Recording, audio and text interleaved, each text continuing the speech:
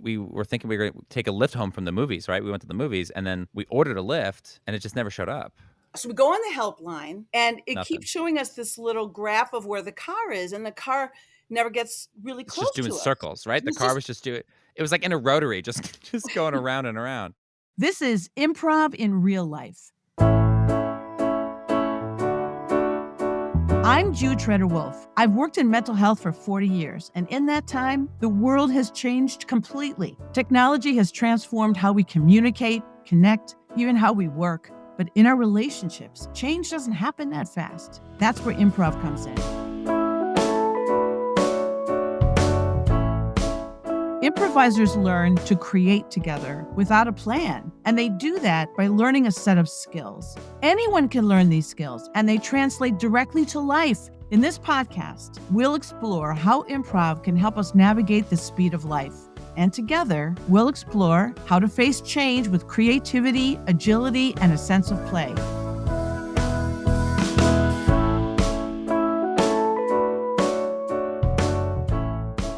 So my husband and I are just going about our day, and I say we should go to the farmer's market and get some of those crazy good heirloom tomatoes. And he says, okay.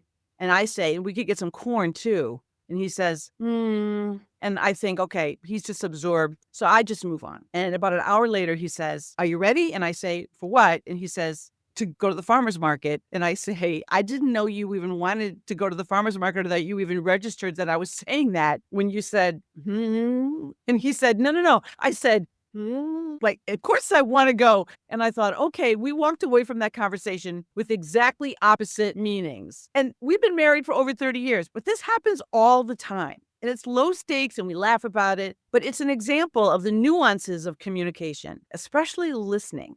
Listening is an active choice. This conversation with Rick Andrews, who's on the faculty at Magnet Theater and does a wide range of applied improv facilitation, gets into why that matters and how improv fosters this important skill for better communication at home and work. I hope you enjoy. This podcast is brought to you by LifeStage. LifeStage provides opportunities for people to gain skills and knowledge for navigating today's uncertain world. The capacity for creativity, connection to new ideas and other people, collaboration, and community building. For more information, visit lifestage.me. My guest today is Rick Andrews. I am a longtime student, fan of Rick Andrews. I've read journal articles that he's been part of. He's doing it all. If you are a Magnet Theater fan, he's one half of Kornfeld and Andrews that perform on Sunday nights at Magnet Theater. One of my favorite shows. Welcome to the podcast, Rick Andrews. Hello. Thanks for having me. Excited to be here. I'm so glad you're here. And I've learned so much from you as a student. And now I'm excited to dig into something that I think has benefited me. And as a person who, when I get anxious, it's hard to listen. And I don't think I'm unique in that way. I think that's kind of a universal thing. But I have noticed that improv probably was the most instrumental training for me, even as a therapist, trained to listen. That's my job. Improv fine-tuned listening, and I benefited a lot from the longer scenes classes that I took from you. But I wanted to ask you, just getting started, what is it about improv in your way of thinking? Tell me about why you think of active listening as an important life skill. Let's start with that. Yeah, I think that the quality of your decisions is kind of, you've got like an input output, right? And especially when I'm working with companies, but even just like being a person, like I'm making an assessment about what's happening at this company with my partner, walking down the street. And like the quality of my decisions is kind of, one limit on that is just like how much good input I'm getting. If I'm walking down the street and trying to decide where to turn and I'm doing it with my eyes closed, it's just a lot harder to like take the right turn. And, if I'm trying to work through a tough thing with my partner and I'm not really paying attention to them or like hearing where they're coming from, it's going to be much harder to like find an actually good solution, right? So I think sometimes in real life, we, like you were saying, we get anxious. We start to feel, we're very like solution oriented. We just want to like rush and get to the right answer. And sometimes that starts to close us off to just noticing stuff. And I think the best decisions are often made by just getting the most information, kind of trying to actually see reality closer to like how it might actually be rather than like how you want it to be or what you were expecting. I think our brains exert a lot of top-down pressure on what you think people are going to say, what you expect them to do. And things don't always go exactly like that. And so if you're kind of living in this fantasy world where everything is exactly how you expect it to be, you're probably going to be missing like big chunks of what's actually going on. So I think in real life, listening it's also just like a way you show that you're there with the other person. You're not just like waiting for your turn to talk. It is a thing bonding us together and actually creating a connection.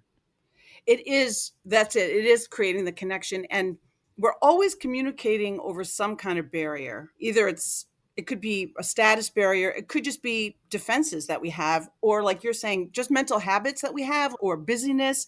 And stress is definitely a piece of that, our own state of mind. But there's always some kind of barrier within ourselves, I think. And then we don't know what the barrier is that another person might have, what's going on behind the scenes for them or in their head. So active listening skills, something that we could practice like a drill, can benefit us in real life if we practice it in improv, I have observed.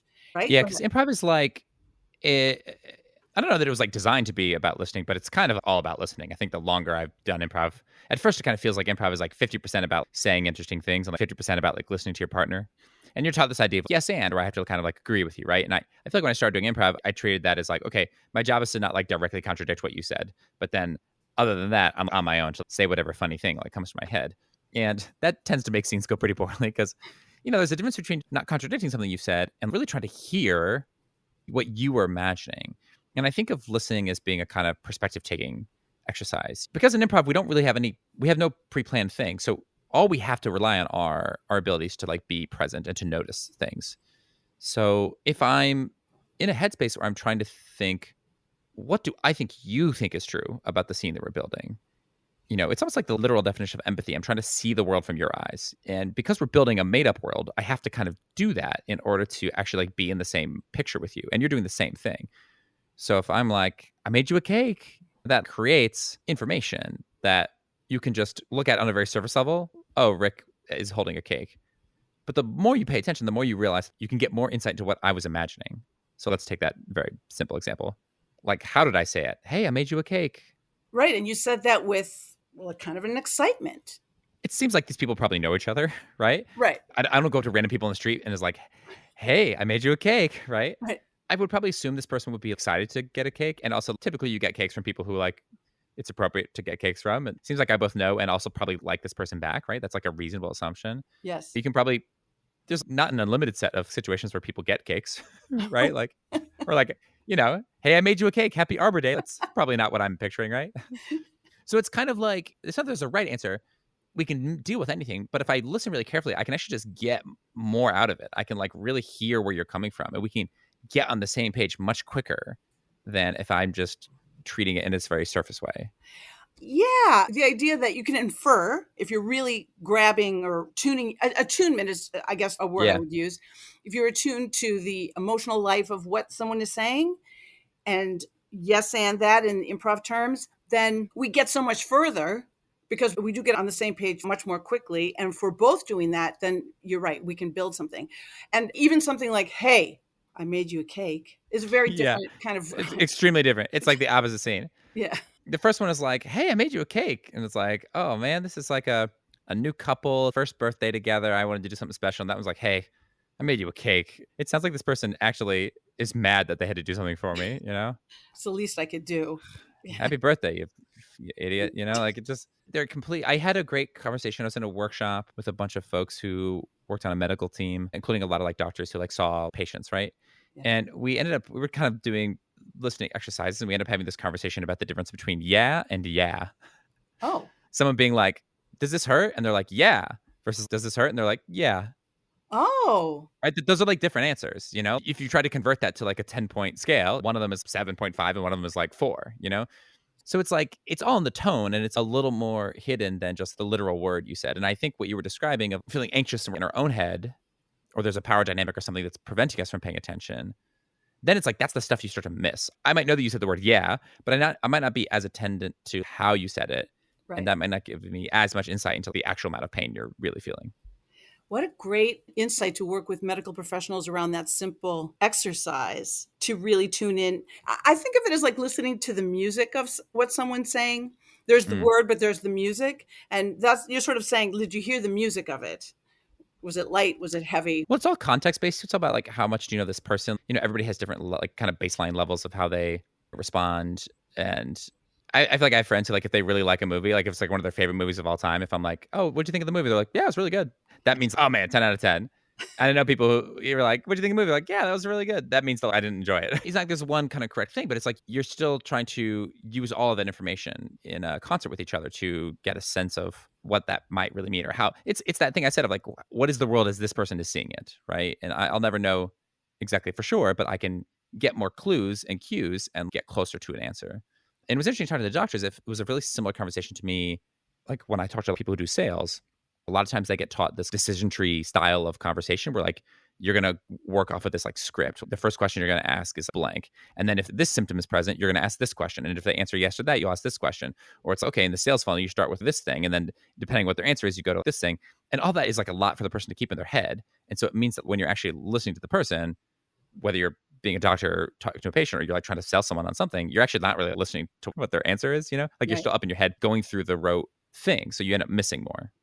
Yeah, and you can tell when you're on the other side of that, either as a patient 100%. or a customer, you can absolutely feel this is a structured interaction. It's not really a dynamic conversation where someone's taking in what I'm saying. It's quite a gift when someone can roll with it, and improv is a great training for that with people. Do you have an exercise we might do around this theme? Yeah. This is a really simple one. It might be a good one to start with that I feel like I run with a lot of groups doing improv for the first time. That's also kind of like sneakily hard, I think, but it seems pretty simple. It's just called one word story. So you've probably done this before in class. So for the listeners who have never heard of this, we're going to try to build a story one word at a time. Maybe we'll get a title. We'll make up a title to kind of help guide the story. But you and I are going to create the story trading off each word. So if the story were to start with once upon a time, I might say once, and you might say Upon uh, time. et cetera, et cetera. So if you want to end a sentence, just say period, and then you can give us the first word of the next sentence. So yeah, the guidance I often give for this game is, don't worry about the story being hilarious or entertaining or even interesting. Just try to make your partner look really smart for the words that they have already said, right? So it's just, if the story makes sense, we like extremely win. Will you make up a title for us? The title is A Fly on the Wall. A fly on the wall. Yesterday There was a fly sitting on the wall. period. He Looked so angry. that I was upset. period. So I went to his wall and spoke to the fly and said, hey, you, fly what is going on. question mark. I Got to upset. because The fly didn't. answer. Great, awesome scene. Yeah. I really like that game. I feel like, especially doing it with two people, can you really feel how there's like an ebb and flow in? There's moments where we feel like we really know the sentence we're saying, and then there's moments where I feel like when I said wall, you were maybe surprised by that, like you were picturing something slightly different, right? And vice versa. Like there's moments where like, you say a thing, and I'm like, oh, that's not what I was imagining. But it forces you to immediately do this kind of perspective taking thing of what do I think Jude was picturing when she said that word, or when she said it like that. Like, it's amazing how much tone is also like a hint of what the person was imagining the rest of the sentence was going to be. Absolutely. And now that this what happens with sometimes when I do improv games like this, right after it's over, I can't remember it. So right now I'm thinking, I It was a remember. story. It was a story about a person projecting their own turmoil into a fly on the wall. It was very Kafka-esque. What's wrong with this fly? What's wrong with you? It's just like what's wrong being with you, buddy? being Yeah, observed by the fly and then yeah. trying to get in his face. Yes, I do. I remember the story, and that idea that you can inject emotion into one word, and it's sort of we're reading each other, and at the same time, it just goes by second. That's a really great training in listening, and I appreciate it because no matter how many times I do it, it still feels challenging. Like when you say it's hard, it is. It really is challenging. I think there's a couple things that happen. One is you can get better at being in the moment and just picking up more compared to when I first started doing improv. As I do this now, I notice more of like people's tone and facial expressions, and that gives me more insight. You also get better at kind of dropping your preconceived notions. So I'm both operating with less certainty about where we're heading. I have like maybe intuitions that I can't help but have that are just associations, but I'm not committed to a certain pathway. And then when I notice that you say something different than what I was expecting, I think people's first impulse is to try to ignore that and get around it because our brain really doesn't like the discomfort that things are going a little differently than we were expecting. Yeah. And so you'll see people try to like shoehorn their idea in with the words that like don't really fit versus you get better over time at just dropping your previous idea and getting excited about the new thing. And that to me is what separates a pretty good improviser from a really great improviser is not just can they build off of someone's idea, but can they truly take a thing that's going differently than they were expecting and then be like, actually, this is great. I love this. This is perfect. Really trying to celebrate the idea.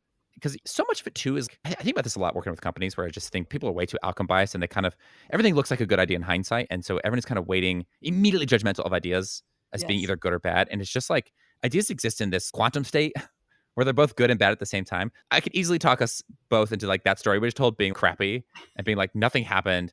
It's a person talking to a fly. But then can't you also, if we just kept doing it, or we built off it, it was just like, and then I looked at my cat and I was like, what's wrong with you, cat? Lazy cat. What? Why are you so angry? It's like the more you repeat the thing, the more it starts to look really smart of like, oh, this is a person projecting their anger onto animals that can't talk or things that don't have any feelings. And so the idea is neither good or bad. It's awaiting being good by being built off of. If you recognize what it actually is and celebrate that and then commit to it, you can make it look great. And that's why great improvisers are kind of consistently great. They're not randomly lucking into good ideas. They're taking the ideas that are happening. They're actually paying attention to what they are or what they could be and building on them in like a productive way versus immediately getting critical of them. So I think that's the thing you're picking up on too, is just that's hard for our brain to not be critical or to not be a little annoyed when things go a little differently.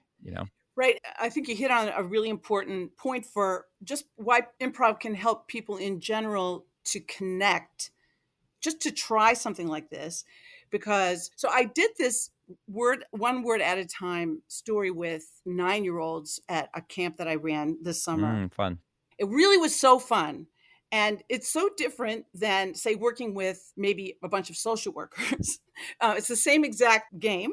And the kids, as soon as somebody said a word that they so didn't expect, interestingly to me, because I would think they would be a lot less structured, but they really be like, why would you say that? And then we'd have to go back and sort of build out the rules. Just try to say the next thing that comes to you.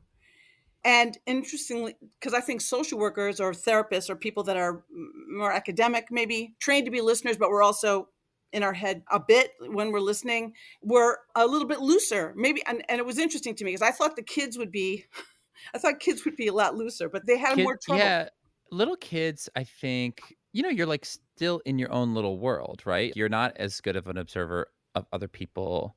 And so when you do improv games with really little kids, by like 6 or 8, you can get them to kind of be they're really insanely creative. If I ask a bunch of 6-year-olds to make up a word for me, I get infinite suggestions, squizzle, bobble, simile, right? And if I ask a bunch of like VPs at a company to like, hey, let's make up a word for this next game, I will get 45 seconds of silence, and then some guy will be like, whatchamacallit? And it's like, dude, that's already a word. Come on, man. So there's that part of it. I think there is an interesting trade-off actually that like little kids are not as self-censorious. They're not as self-critical. And I think some of this is just the natural socialization thing of you grow up and you become more aware of other people, which is really healthy. But in doing that, you become aware of them by observing them. And then you become aware that other people are also observing you. And that is part of the beginning of being self-conscious about yourself. And I think the sweet spot of creativity, at least, is like full focus and full freedom. Being just like a little kid in terms of not being self-critical and judgmental of yourself. And being able to listen as good as like the most thoughtful therapist, or adult, right? And so I think, it's like harder for little kids to like drop their thing. They get really excited about their thing, right?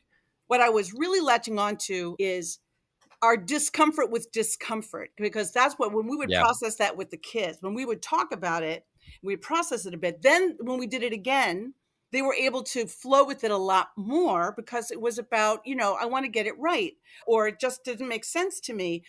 The discomfort of it being unexpected, That's the thing that is sort of the universal tripping point, I noticed this interesting thing traveling with groups of friends. So traveling can be stressful and like there's the flight gets delayed or there's oh man the food is bad or whatever. Just a lot of being outside of your routine and like a lot of uncertainty can be involved, right? If I'm with a group of 3 or 4 improvisers and we're like flying somewhere, it's been interesting being in stressful quote unquote travel situations with them because it's kind of like whatever. Like you're with a group of people whose expertise is to not get freaked out about the stuff that is outside of their control. So it is not in my control whether United Airlines gets their flights out on time from New York Airport. It's just kind of like whatever. Lewis and I had to go to Pittsburgh last year. Our flight was canceled like as we were going to the airport, and so we took a different train and went into New Jersey and rented a car and drove there. I think that would be if there's like a family vacation. I feel like the normal person just be like, oh my god. I feel like normal people spend all their time in these situations. They're in disbelief. They're kind of like, I can't believe this. This is crazy. This is crazy. And it was just kind of like, okay, well, we'll do this. And I think that's a healthy attitude to have towards change and uncertainty that you just can't control it. But it's not natural. I think our natural human state is to really dislike change. And so I think this is why improv feels like a really healthy kind of practice for that sense, because there is just a lot of the world that you can't change, a lot of life you can't change in your personal life and your job. A lot of stuff is out of your control, and improv gives you a better tool for it, just managing that uncertainty, being a little more agile. And I think that starts with paying attention. It starts with just listening and noticing how reality actually is. And it starts with, so when you bring back the listening thing, sometimes when we're listening, just like when we were doing the one word at a time story and something just is unexpected and we feel a little bit of that stress, it's a little bit of, oh no, now what do I do? It's all in a split second. Right. Practicing just powering through that discomfort, it does help with things like those massive disruptions that happen in life. I found that during the pandemic, when we had to pivot in so many ways, it was improvisers, a lot of people from Magnet Theater that helped me to pivot so that we could continue to work and connect faster than anybody else I knew. And that was because I think that's the listening theme is I'm grasping what's really happening. Yeah. It's another interesting example where I really noticed the difference between my improviser friends and my non-improviser friends at the beginning of the pandemic. When I was talking to friends of mine who were, like muggles, just non-improvisers, they were kind of like, they were really, I mean, everybody's having a hard time. I don't think anyone was having an easy time, but I feel like they were especially focused on all the things they were going to do. Oh, we can't go on this vacation. I was going to do this thing with my job. We were going to do this thing with our, and I feel like a lot of improvisers were like, yeah, this sucks, but I didn't hear as much of this kind of, about all these things. Because I think they'd already kind of dropped those things and moved on, And even on a small level, like Magnet, we started doing virtual shows. I think the lockdowns kind of happened on like a Wednesday, Thursday in New York. And I think by Saturday, we had our first virtual show. So it's literally like one day. And we were all like, let's do a show online. I don't think at that point we knew it was going to be like weeks and weeks. But, my physical therapy place was still sending emails out on like Tuesday that was like, we're still open. And it was like, please don't be. You should be closed. I do think that just seeing how improvisers and improv theaters and places like adjusted to stuff, I do think it's never easy, but it is just, not a lot is to be gained by just wallowing in this sucks, this sucks, this sucks. Like it doesn't really help you take action and actually control the things you can control. Exactly. Well, and that's the yes. It's being able to say yes to the reality that you're given. And so let's go back to the listening for what's really being expressed. Let's play with that a little bit more. Do you have another game we might do? Yeah. Let's do a game called Alibi, which is another really simple yes-anding game that I like a lot. So this time we'll get more than one word, but we're still going to be kind of trading off. The setup here is that we're teenage siblings and we're coming home late past our curfew. And we are going to try to lie to our parent about why we're late, because what we've really been doing is we've been at a party or something that we would get in trouble for. Got it. So instead, you and I are going to try to make up a story together about why we're late. Okay. But we can't contradict each other, because if you're like, oh, we were stuck in traffic, and I was like, no, we were in a hot air balloon, that sounds like BS. So the parent will know that we're lying, right? Versus if you were like, oh, we were in traffic, and I was like, yeah, hot air balloon landed on the road. And it's, oh, yeah, there's a nighttime hot air balloon festival, et cetera, et cetera. So whatever I say, you're trying to make that look really smart. And whatever you say, I'm trying to make look really smart. We're trying to kind of get out of trouble by just supporting each other's choices. Does that make sense? Yes. Rock and roll. Okay. Yeah, so we can imagine that the parent has confronted. Usually when I do this, I'm like facilitating it. So we have a third person, but we'll both imagine the parent has said, like, why are you late, right? You can start us off, Jude, just to talk about where were you tonight? Why were you out late?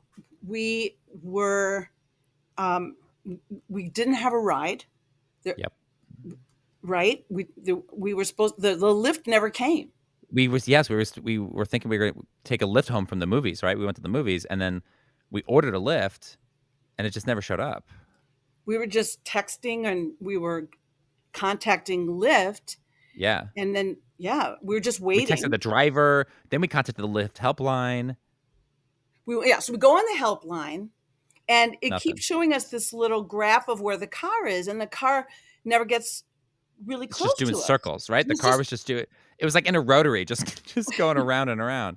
and we're like, why is this car going? What is he doing? What is he doing? He doesn't know that two young people are Right. stranded.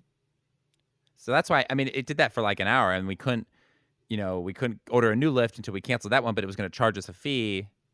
We did not want to get charged for a ride that we No. didn't get, and no one was answering us. So we were just watching this thing go around and around and around and saying, boy, this is taking a really long time. And we didn't call you because we knew that you were probably asleep because of how sleepy you've been because you've been working those early shifts, and it was a long movie, right? The movie, ended pretty So late, that was a 3-hour movie. We 3 hours. didn't realize it was going to be a full 3-hour movie plus all the previews. 30 minutes of previews now at these things. Yeah, so we're a full half hour of previews, then a 3-hour movie. So that was already on the Long. late side by the time we were done. It was so good though, right? It was a beautiful film. So good. It was so good, Mm. and we sat there after the film. It was so good Yeah, that we didn't immediately leave. We like let it wash over us. Watch the yeah, whole credits.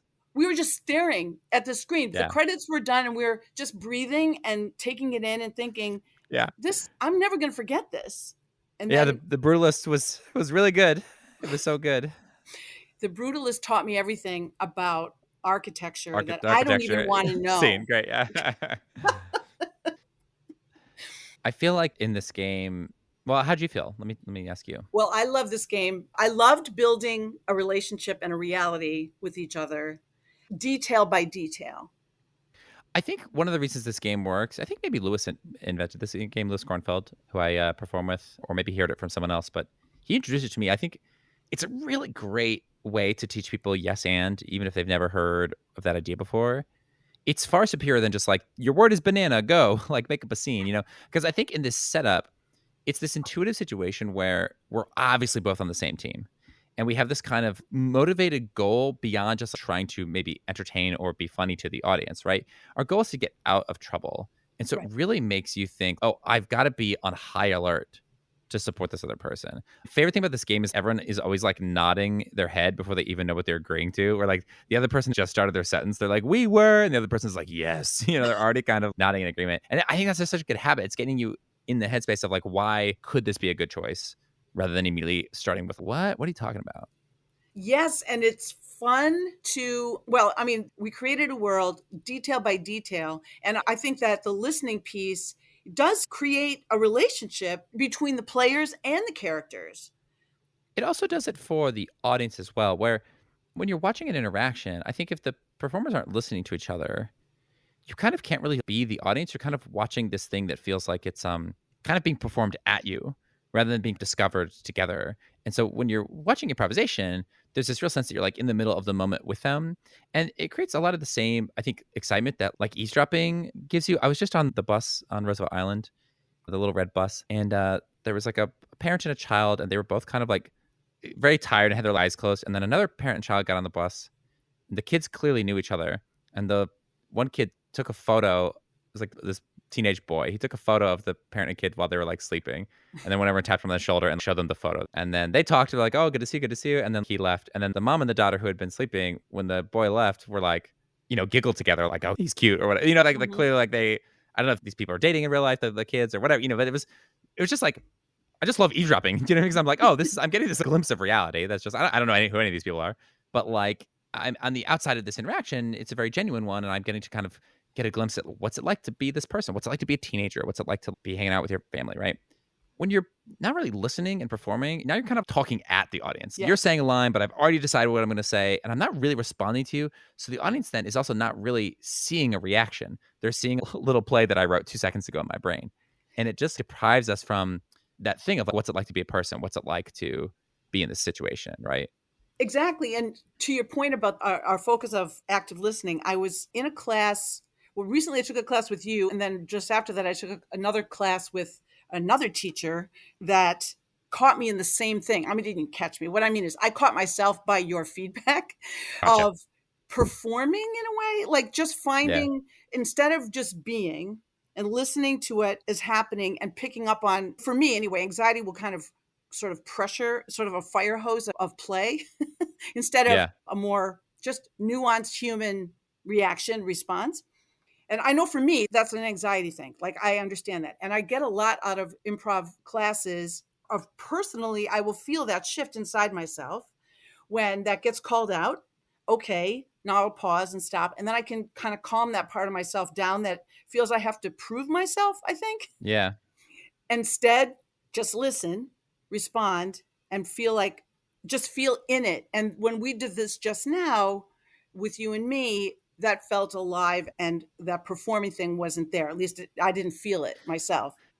I find that with practice, like, one, it's just super natural to be like nervous, in general, but also improv is like this heightened situation where it's almost kind of like a nightmare of, okay, you have to get up and do this thing in front of everyone, except you have no preparation and no sense of what it's going to be. It feels kind of like someone shoving you out of a plane without a parachute. Yeah. But you're both in it together. And I think that's where the idea of yes and is like just integral to making it work, which is, well, I'm on your team and you're on my team. And if I'm trying to make you look good and you're trying to make me look good, you are the backstop for me. So like you can say something.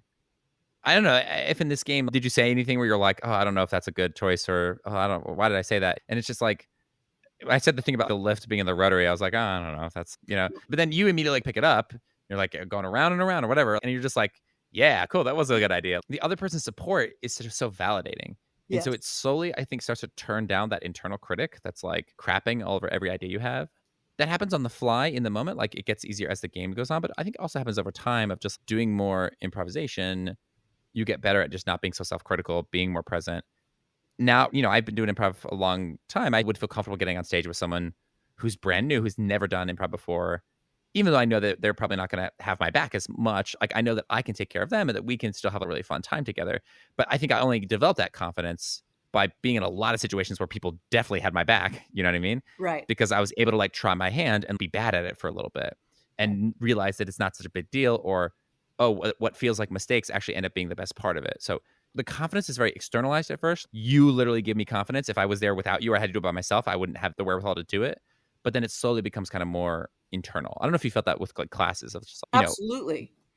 going into a higher level class. It's, I don't know any of these people, but we've all done some improv. So it's not nearly as scary as it was your very first class, right? Where you're like, who is everybody? What are we doing? Because you have this language that, we all speak.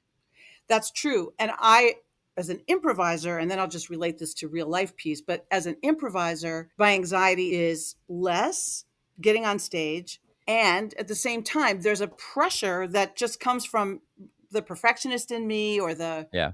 performy thing, that I have discovered that improv has helped to tamp that down. So it's a different way of showing up on stage, and then it becomes a different way of showing up in life. I Yeah. find less, and it's less defended. And that's probably the personal growth thing that I think is really useful for people. If they don't ever want to perform, improv is still a useful experience, because if you can tolerate that discomfort of the game we just did, that exercise of not knowing what the other person is going to say, so but being all in, be all in about it. It's a very different way of being with people that even couples sometimes just don't do for each other. And friends sometimes don't even know to do it for each other, because there's an intimacy about it. In real life, there's an intimacy about it. On stage, it's fun and it's just a good practice, and it makes us enjoy watching the improv, and we feel so much more part of it. And as an audience member, we can feel the difference. As you said, you can feel somebody performing at you, or you can feel people relaxing into it. You can feel it. And that thing in real life, because it goes back to what we were saying earlier, that it's really an exercise in empathy. It's like, what do I think you think is true? How are you seeing the world? I'm trying to see the world from your eyes, right? So that's Right. why, as a game that we're playing, it's really fun. But you're just like going into the gym and doing a heavy lifting workout for just like how to see the world from someone else's eyes, how to see something from someone else's perspective. And that helps when you're like, yeah, talking to your partner or a friend. I think interacting with people in real life who like can't do that or struggle to do that or don't seem to have the time or the care to do that can be very, very frustrating. I remember I had to go, I was, I was a member of the Park Slope Food Co-op, which was a wonderful and terrible experience all at the same time. You get this incredible, fresh, healthy food, and it's so cheap because, but you all work a shift, and almost everyone there is very lovely. But then you would meet people who were like, I would work checkout, and I'd be like, what vegetable is this? And they'd be like, it's a jicama, and it's your responsibility to understand what all the vegetables are. And it's like, I don't work here. Like, I'm here like for an hour a month. So we were going back. I wanted to ask this person who worked there. I had this very simple question, which was, my partner used to be a member, and she was coming back to be a member, and she owed some shifts in the past. And my question was, can we start shopping before we work off those shifts, or do we have to work those shifts before we can start shopping? I thought it was a pretty simple question. And I had this conversation with this woman. It was like, it took me like 20 minutes to get her to even hear what the question I was asking. She was like, well, I don't know. We'll see if she works the shifts. We'll see. And I was like, I get that the future is not foretold. That's not what I'm asking. Like, I think we've all probably had a customer service situation like that, where you're like, the person is answering a different question than the one you're asking. They've decided in your head what you're saying, and they're already responding a different way. Yes. And I think how frustrating that can be, of just not being heard, not being seen. That's a pretty like low stakes example of what can happen in relationships or friendships, right? Of just like, someone not really seeing you, not really hearing your reality. They're kind of listening to disagree with you. They're listening to argue their point, to argue their reality, rather than really just trying to listen to understand what your perspective is. Yeah. Which is different than like agreeing with it. It's just trying to understand what it is. Well, and just that understanding can be a game changer. I just have a quick example from my world. So I work with sometimes mental health organizations, community service organizations, and work with different levels of people dealing with a problem within that organization to try to get people to understand how everybody is impacted by what's happening. So it was a community health clinic, and so very low paid, I would say on the lower end of pay scale, were the people who worked in the evening seeing clients, counselors. They don't make a ton of money. These are just like adjunct professors at a university, and they would work until 10 o'clock at night. And they were holding down the fort in this big, sprawling Long Island mental health organization. And a person was assaulted on their way into the clinic. A client was assaulted. It was a big uproar. They got rid of this person. The police came and everything. So now the staff is terrified. They're terrified to walk to their cars, and rightly so. It happened. They're in a remote environment. They're in a strip mall on some remote road. The administrators, the clinical directors, and the staff are in 3 different worlds. And so we did this workshop. They wanted me to bring these worlds together. The administrators are saying, we have no money to help you. We have no money to hire a security person. We can't do it. It's not possible. You're on your own. The clinical people are in the middle. They're saying, we need you to give us some help. And the staff are outraged. They feel they're being thrown to the wolves. And so we ended up doing this exercise where they would get up and they would rant about their piece. And then the administrators would have to take the role of the staff. So they would have to flip the script, and they would have to tell the situation from somebody who works there to 10 o'clock at night with one other person on the staff. And they have to walk each other to the car, and they're scared all the time. And the clinic staff had to be the administrators and say, we literally have no money.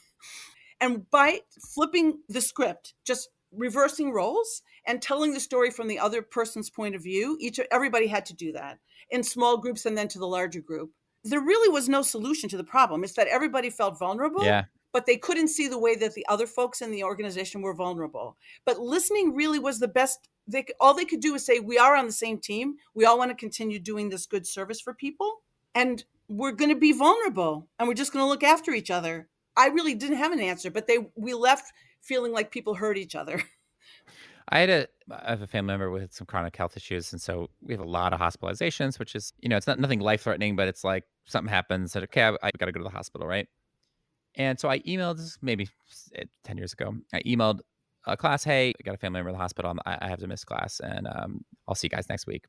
And I got back a lot of these really nice emails that were like, oh, I'm so sorry to hear it. I hope everything goes well. And then I got a couple of emails that were very well-intentioned, but I remember in the moment as I'm like in the hospital, like checking my email, just annoyed me. They were just like, the emails were too long. It was like, oh my gosh, I'm so sorry. Blah, blah, blah, blah. My grandmother's had health issues before. Just like kind of over empathizing, I guess, in my opinion, where it's like from this very, really wonderful place of wanting the person to feel seen. But I was like, man, this is actually kind of like a little selfish because it's like it's asking a lot of my time to read a Right. lot of this. And I feel weird responding to this long email by being like, thanks. That feels passive aggressive. And so I feel like I have to respond to all this stuff. And so it feels like it's accidentally asking a lot from me in a moment when I literally just told you I can't be there. Right. So, anyways, this happens a year or two later. Lewis and I are doing a show. He starts the show. I work at a art school, I guess was the situation. And he was a student. He was telling me he had to take a leave of absence because his family member was having this health issue. And then I remember this behavior that had annoyed me. And I think I made this discovery. Okay, my character's kind of like that. So I'm like, oh, I'm over empathizing. Oh, that's so terrible. Oh, that's happened to me before, right? And so I kind of took on this perspective that had annoyed me as the character. But we're doing a show, and the show is an hour long. So when you're playing a character, you have to come up with a reason for why they're doing things. The reason can't be they're annoying. That's not a reason that anyone does anything in real life. When Right. people do annoying behaviors, they do them despite their best intentions because of some other thing. So the thing I discovered over the course of the show slowly was that my character had maybe had some health issues or had family issues that like happened at a point in their life where no one was there for them and they felt totally isolated and alone. And it was such a terrible experience that they never wanted everyone to feel that way ever. And so they were kind of accidentally overcompensating, right? And so by the end of the show, I felt like such an asshole in real life. I feel like I had so much more empathy for the people who had emailed me. Because like when I received the emails originally, I didn't have to really do any perspective taking. I just had to be like, well, how does this affect me? And it's like, oh, this is like slightly annoying. And then that's the end of my thought process. But actually having to like pretend to be the character, I have to really think a little more deeply about it. And that's where I think that listening and empathy thing really connected to me because it is a lot of perspective taking and a lot of imagining a world. And so no one like forces you to do that in real life. You know, no one stops you on the train and is like, hey, think for 10 minutes about the interaction you just had and really imagine what it's like to be that other person. You can kind of skate through life not doing it. I think you can't take the perspective of every possible person at all times. You would never do anything or live your own actual life. I don't know. It's like this thing you have to kind of slow down to do. It's like effortful. But it's I very love rewarding, that right? example. No, but I love that example that doing the show and taking this thing that you lived and you sort of know and letting it really land on you, sort of go deeper so that the character becomes a real person. That's a real possibility that why people behave the way they do.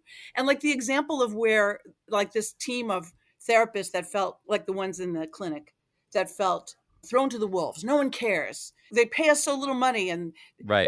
by the end of our 3-hour workshop where we were listening and taking the perspective of somebody that has to make those decisions about either closing the clinic or hiring a security guard they can't afford and say, I don't want to be the one that has to make those decisions. And they had empathy for each Right, right, other. right. So you're right about that. The act of listening develops an empathy that does take some effort and it can really pay off. It can really pay off in a deeper understanding of other humans.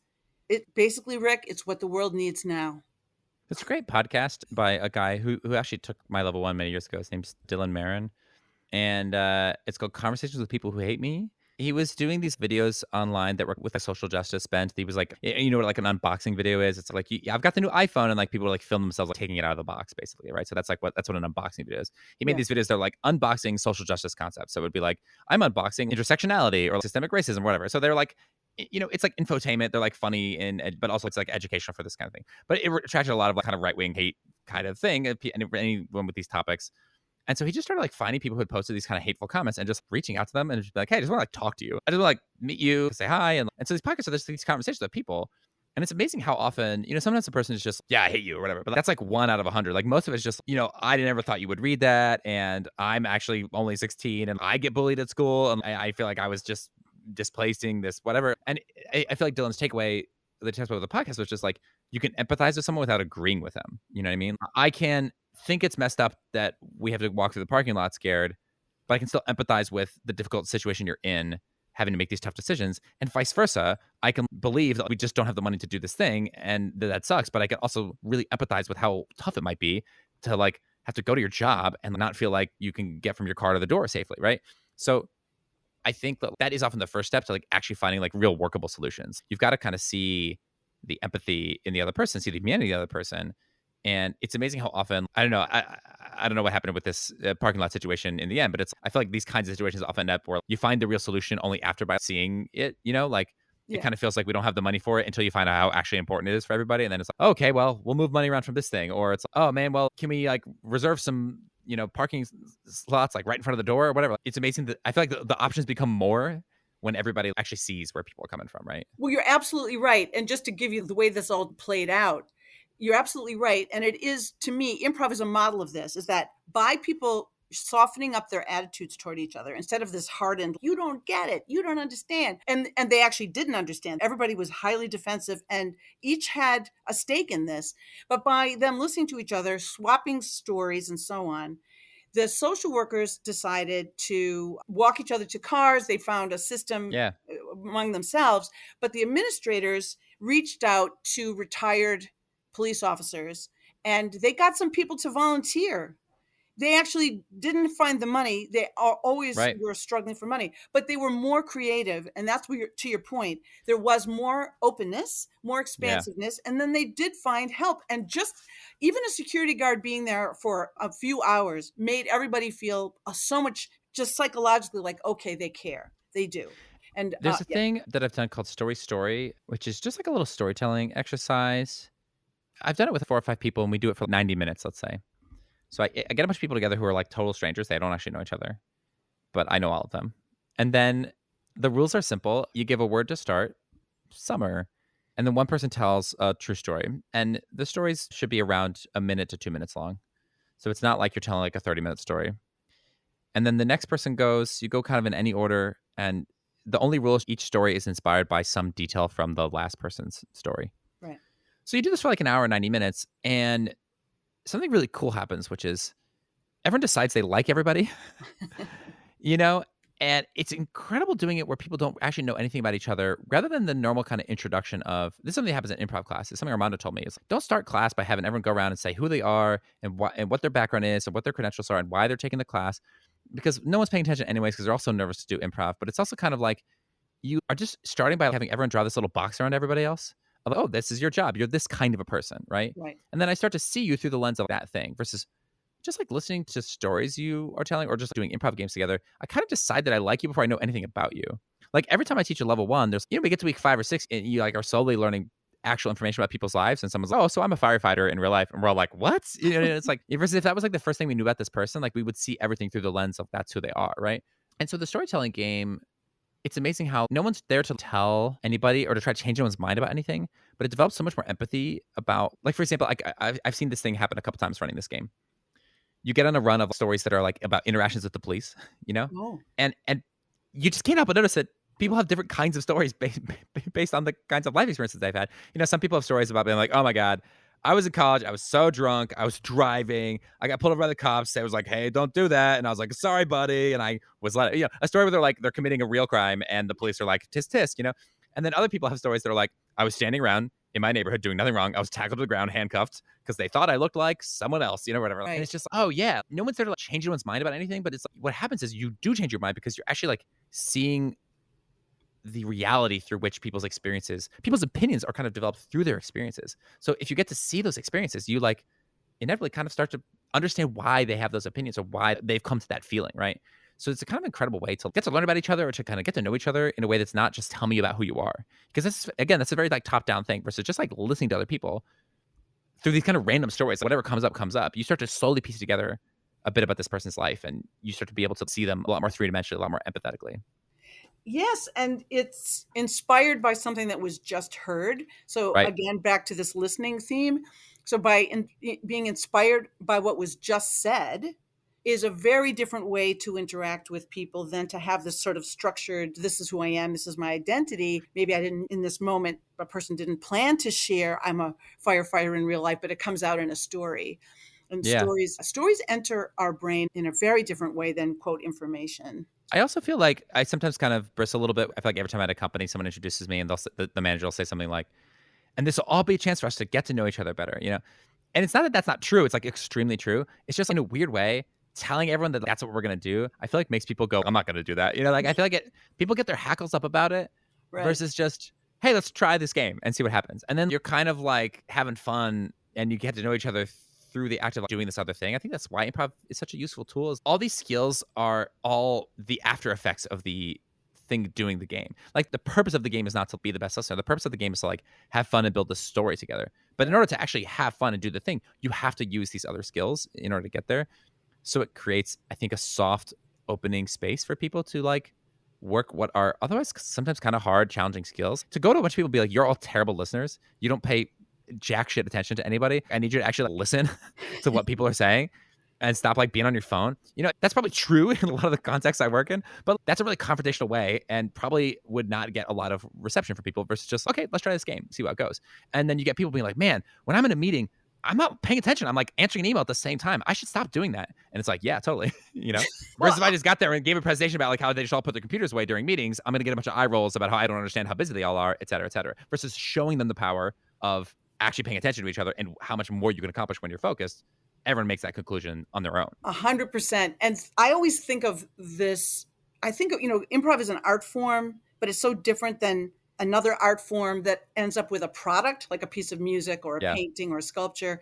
The only real product is the impact that it has on the people doing it. How does it change us? How does it change the audience to watch it? How does it change us to do it? So it's really the most human art form in that sense. We are if there is a product, it's us as people. Well, I think, the audience can come to an improv show and like see a scene and like that can have meaning to them. And I think you're correct that a lot of art forms, as just a consumer, it feels like the purpose of the art form is the end product. But talk to any sculptor, musician, dancer. The reason they do it is not because of the like product at the end. It's because of the process. And to the point that you'll have artists who like will do a thing, whether or not they're actually going to turn it into a viable art thing that they can sell or do. They're just like, I want to go to this place and plant 100 flowers in a straight line. Just because I want to do it. It's like the act of engaging in the art thing that I do think that's why art is a very valuable. Art is a reflective process. It's a process of taking your experiences, reflecting them out through some kind of expression. And I think a lot of art is this long process that you work and work and work. I write short stories as well. So I think forcing people to read my first drafts of my stories would just be like a bummer for them because they suck, But the real process for me, what I get out of it is like working through the story. When I have a final product that I really like, it's cool, but I don't pick it up and read it very frequently, if ever again. I kind of just move on and go on to the next process. And what you're thinking about improv, what's cool is it's just like it all feeling disposable and that you're never going to do any of it again, I think lets us actually turn an eye to what a value that is, to be more process oriented, to take joy in the process and not just be so outcome focused of, oh, this only matters if we get a really good outcome or if this song turns into a hit or whatever, versus just the act of like, making music for yourself is still like valuable, right? Exactly. And as a therapist, and I'm a music therapist too, so I think about music that way. We would do music or doing improv games or anything for the purpose of valuing this process of being awake, aware, attuned, aligned to one another and to something that goes beyond our own little immediate worries and concerns. And there's something very elevating about that. And healing. So Rick, we've come to the end of our conversation, and I just could talk to you forever. This is so wonderful. It's a 9-hour episode. It's a 9-hour episode, everybody. Buckle up. We've just begun. Rick, how can people find you if they want to find your work or your writing or anything? Well, I'm not really on social media, and you can't watch me do improv online. You can, however, listen to audio plays that Louis Kornfeld and I do that are improvised, and we have the incredible Lloydie James Lloyd does sound design for them, so he makes the soundscapes after the fact. It's super fun. So those are just called Kornfeld and Andrews, the radio plays. You can find those wherever you get podcasts. If you're in New York City, you can come watch me perform pretty much every Sunday at 7:30 with Kornfeld and Andrews. And I teach at the Magnet Theater and at companies. You can go to rickandrewsimprov.com for info about classes. But yeah, that's probably, I don't have a book. Okay, well, someday. But okay, we will put unlikely, possible, but or maybe not. You'll just be in process. We'll see. That's fine. You can be in process forever. And That's everybody definitely listen to the radio plays. And of course, go and see Kornfeld and Andrews if you're in New York City. But the radio plays, I could be working out or doing laundry or whatever, and they will make me spit coffee or water at the end. There's always a button. That's so nice to hear. Oh my God, they are so funny. And you never know where they're just 10 minutes. Give yourself a 10-minute lift and listen to these radio plays. They're wonderful. Thank you, Rick, so much. This was a wonderful conversation and games. Thanks for having me. I had a good time.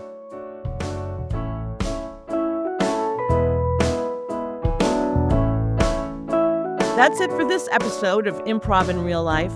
For more info about our guest and other resources, you can visit our show notes. If you enjoyed today's conversation, please follow or subscribe wherever you listen. And if you're feeling extra generous, write us a review or share with a friend. You can also find us on Instagram at lifestage_Inc. And if you want to dive deeper into these concepts, please connect with me on Substack at Treder-Wolff. To be continued, to be continued, to be continued. We need each other now more than ever. We need creativity more than ever. I hope these games and ideas inspire you in some way, and if they do, keep it going. I will too. See you next time.